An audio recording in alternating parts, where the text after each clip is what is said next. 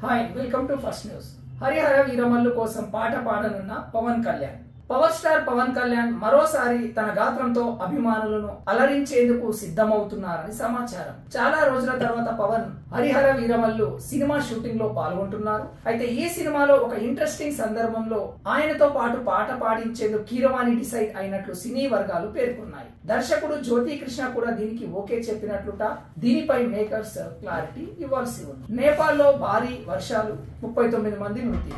నేపాల్లో భారీ వర్షాలు బీభత్సం సృష్టిస్తుంది. గత 24 గంటల్లో వరదలు, కొండ చర్యలు విరిగిపడిన ఘటనల్లో 39 మంది చనిపోయారు. రాజధాని కాఠ్మాండుతో పాటు బీహార్ సరిహద్దుల్లోనూ ప్రాంతాలు తీవ్రంగా నష్టపోయాయి. నదులు ఉధృతంగా ప్రవహిస్తున్నాయి. పలుచోట్ల రోడ్లను మూసేయడంతో వేలాది వాహనాలు నిలిచిపోయాయి. రేపు ఉదయం వరకు కుండపోత వర్షాలు కురుస్తాయని అక్కడ అధికారులు హెచ్చరించారు. ఏ మతాలకు చెందిన మందిరాల్లో వారే పని చేయాలి. సీఎం చంద్రబాబు నాయుడు. ఆలయాలు, ప్రార్థన మందిరాలకు సంబంధించి త్వరలోనే ఒక కొత్త చట్టం తీసుకొస్తామని సీఎం చంద్రబాబు నాయుడు తెలియజేశారు.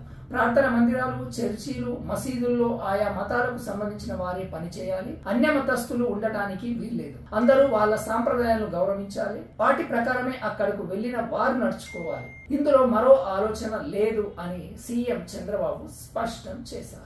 దమ్ముంటే ఓవైసీ నిర్మాణాలు కూల్చాలి బండి సంజయ్. సీఎం రేవంత్ కు దమ్ముంటే ఓవైసీకి చెందిన నిర్మాణాలు కూల్చాలని కేంద్ర మంత్రి బండి సంజయ్ సవాలు విసిరారు. హైదరాబాద్ లో జరిగిన ఓ కార్యక్రమంలో ఆయన మాట్లాడుతూ, చాదర్ఘట్, మలక్పేట్, ముసారాంబాగ్, జియాగూడలో హిందువుల ఇళ్లు కూలుస్తున్నారు. ముస్లింల ఇళ్ల జోలికి వెళ్లడం లేదు. వారి ఇళ్లను కూడా కూలగొట్టాలి. హైడ్రా తీరుతో ప్రతి ఒక్కరూ బాధపడుతున్నారు అని సంజయ్ విమర్శించారు.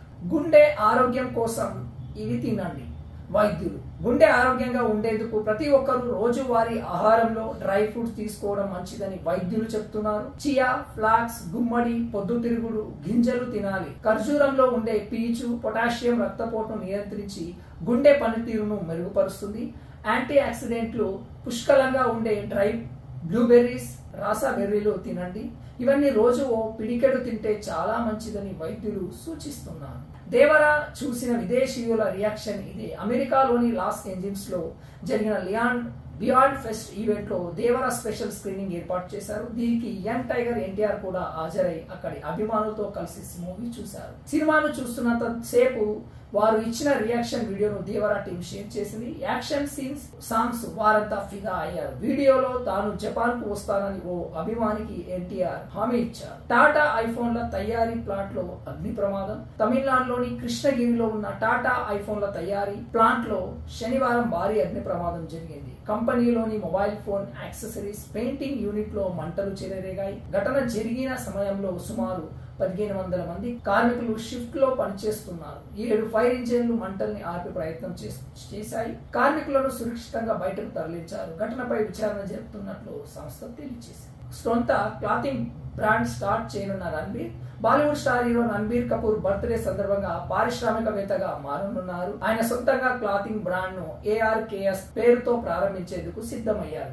ఇంకా అధికారికంగా ఈ బ్రాండ్ అందుబాటులోకి రానప్పటికీ ఆయన భార్య ఆలియా భట్, తల్లి నీతూ కపూర్ ఇన్స్టాలో ప్రమోషన్ స్టార్ట్ చేశారు. సైతం ARKS సైతం ఓ స్పెషల్ వీడియోను రిలీజ్ చేసింది. కాగా రణబీర్ కపూర్ కు సోషల్ మీడియాలో అకౌంట్స్ లేవు. వందే భారత్ రైళ్లపై ఇతర దేశాల చూపు. వందే భారత్ రైళ్లను దిగుమతి చేసుకునేందుకు చీలీ, కెనడా, మలేషియా వంటి దేశాలు ఆసక్తికరంగా ఉన్నట్టు తెలుస్తుంది.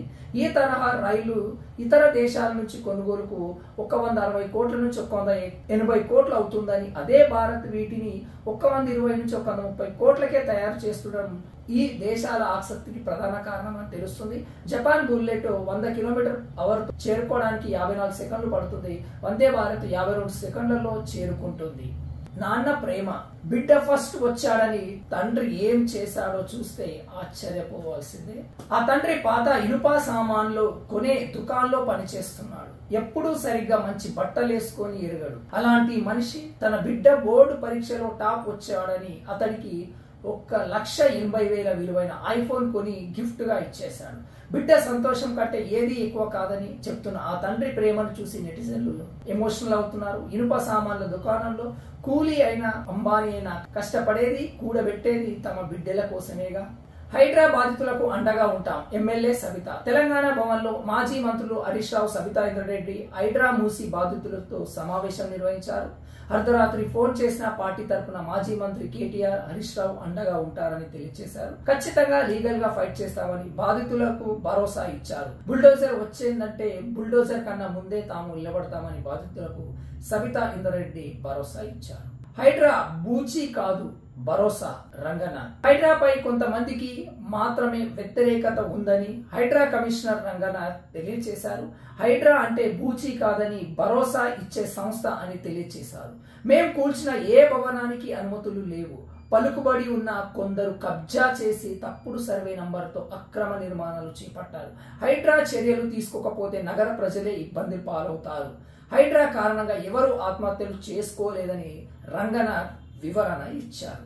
ఇదండి ఈ రోజటి న్యూస్. వీడియో పైన అభిప్రాయాన్ని కామెంట్ రూపంలో తెలియజేయండి. వీడియో ఫస్ట్ టైం చూసినట్లయితే ఛానల్ ని సబ్స్క్రైబ్ చేయడం మర్చిపోద్దు. Thank you. జై హింద్.